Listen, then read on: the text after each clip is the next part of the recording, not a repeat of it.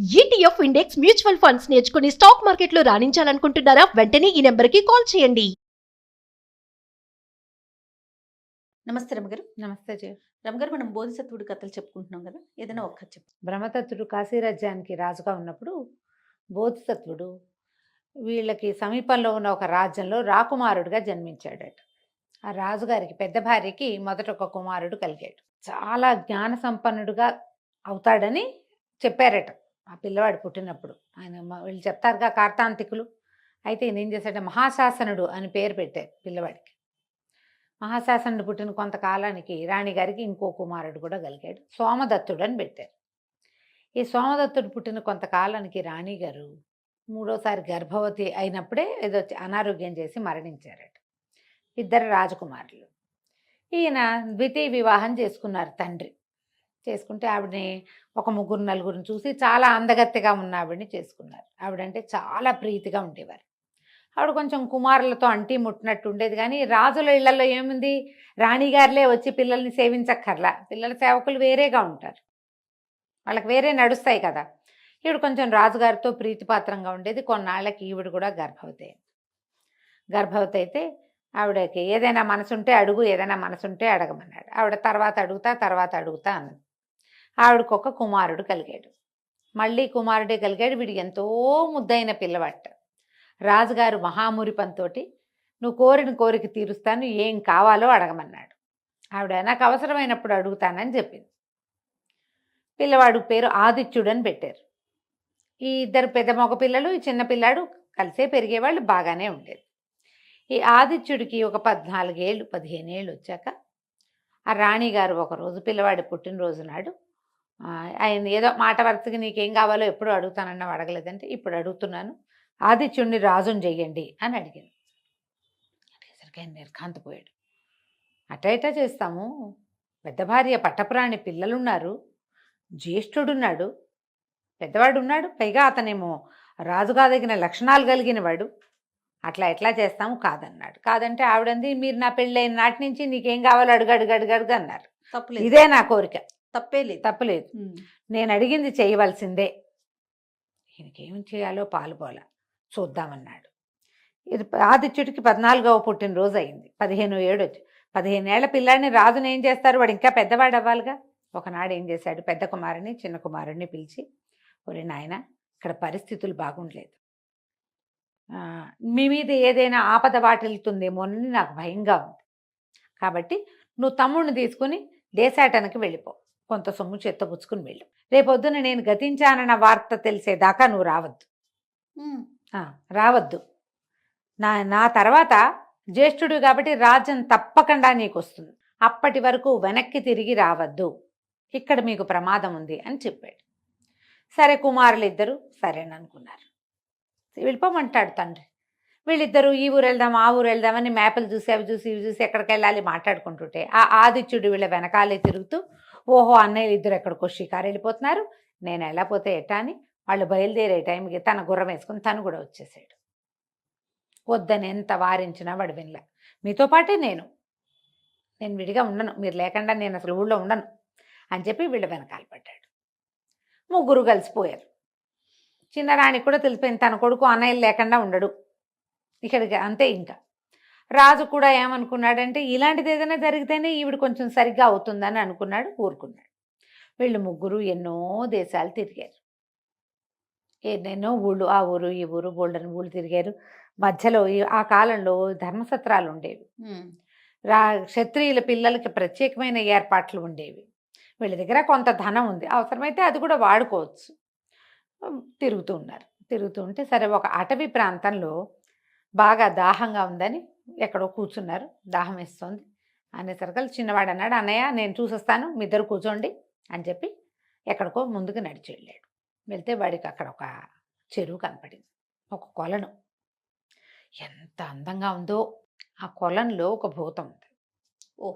కుర్రాడికి అది తెలియదు. నీళ్ళ కోసం దిగాడు, ఒక చుక్క తాగాడేమో, ఇక అందులో బందీ అయిపోయాడు. ఎంతసేపటికి తమ్ముడు రాల. మహాశాసనుడు కాళ్ళు చాపుకుని పడుకున్నాడు కింద. అయ్యో ఏమిట్రా ఇంతసేపు అయినా రాలేదు అని లేవబోయాడు.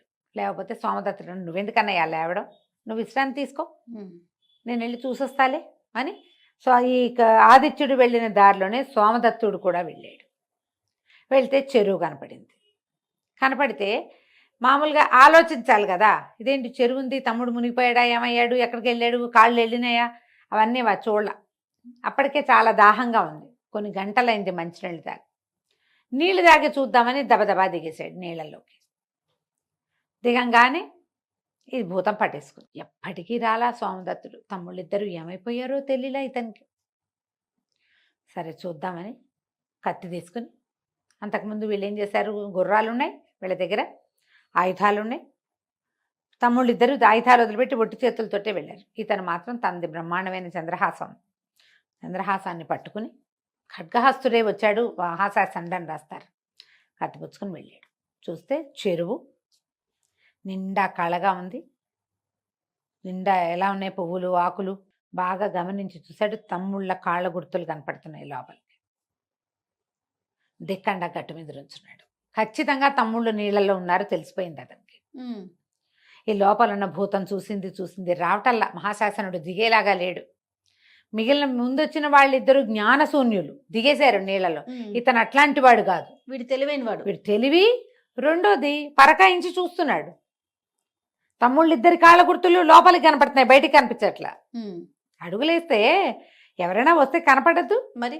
ఇక ఎంతసేపటికి దిగల. ఇక దిగడని నిశ్చయించుకొని ఈ లోపలున్న భూతం ఒక బోయవాడి స్వరూపంలో ఇంకో పక్క నుంచి వచ్చింది. ఎవరు పోయి నువ్వు అని అడిగి, ఈ కొలంలో నీళ్లు ఎంతో రుచిగా ఉంటాయి, అలసట పోగొడతాయి, మంచినీళ్ళు తాగు, మాట్లాడుకుందాం అనేసరికి నేను నీళ్లు తాగను, మా తమ్ముళ్ళు ఇద్దరు వచ్చారు, తమ్ముళ్ళు నీటిలో ఉన్నారేమో అని అనిపిస్తోంది అనేసరికి, మరి దిగిన వాళ్ళు తెలివి తక్కువ వాళ్ళు అయితే నీళ్ళలో ఉండాల్సిందే అని చెప్పాడు పోయేవాడు.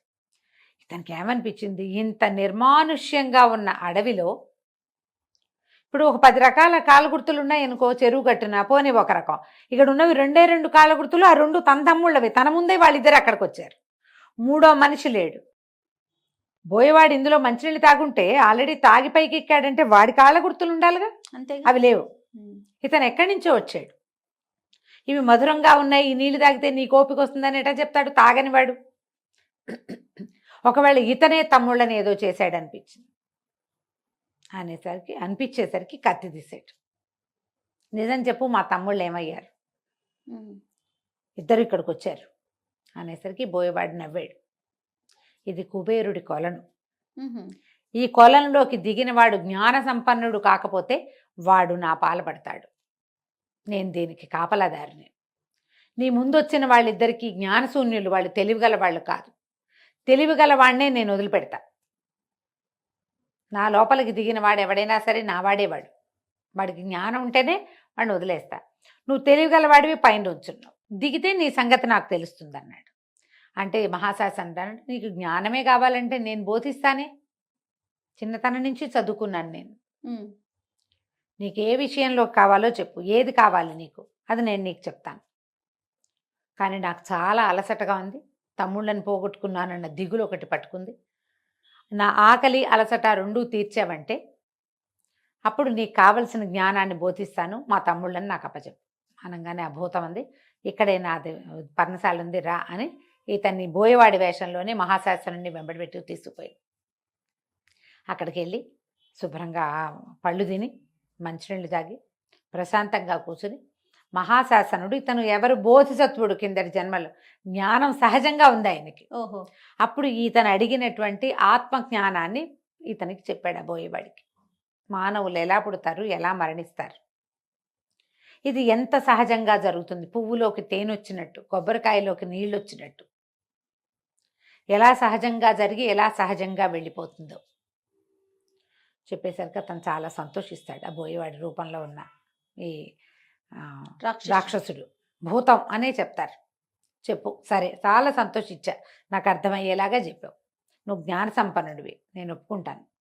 ఇప్పుడు 2 తమ్ముళ్ళు మునిగిపోయారు, నీకెవరు కావాలో చెప్పు, ఒకడిని ఇస్తాను అనగానే ఇతను బాగా ఆలోచించి, ఆదిత్యుడు నువ్వు నాకు, అతన్ని తీసుకెళ్తాను నేను అన్నాడు. అనేసరికి తను ఆశ్చర్యపోయాడు భూతం.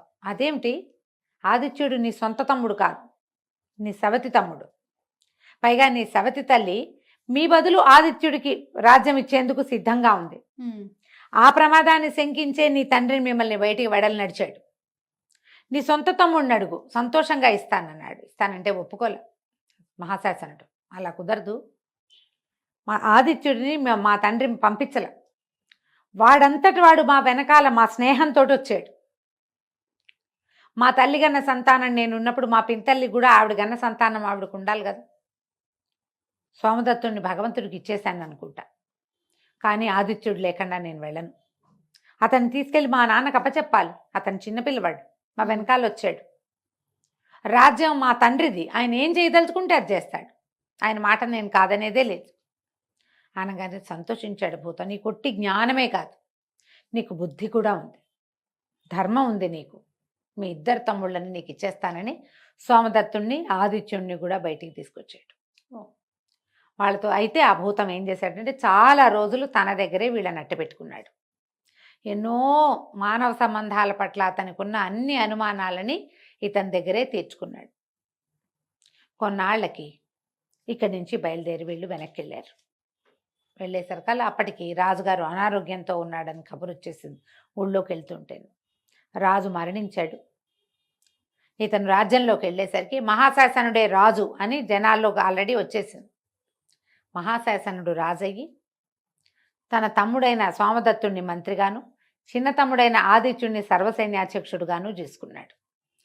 తమకు సహాయం చేసి తమ్ముళ్ళని మళ్ళీ తనకి తిరిగి ఇచ్చిన భూతానికి కూడా తన రాజ్యంలో తనతో పాటు తీసుకొచ్చుకుని తన రాజ్యంలో అది ఉండడానికి ఒక నివాసాన్ని కూడా ఏర్పరిచి తమతో పాటే ఉంచుకున్నాడు. బాగుంది. బోధిసత్వుడు శరీరం విడిచిపెట్టినప్పుడు ఆ భూతం కూడా ఈ రాజ్యాన్ని విడిచిపెట్టి వెళ్ళిపోయిందట. ఓ కంచికి మనం ఇంటికి. చాలా బాగుంది రమ్మగారు. నమస్తే అండి. నమస్తే.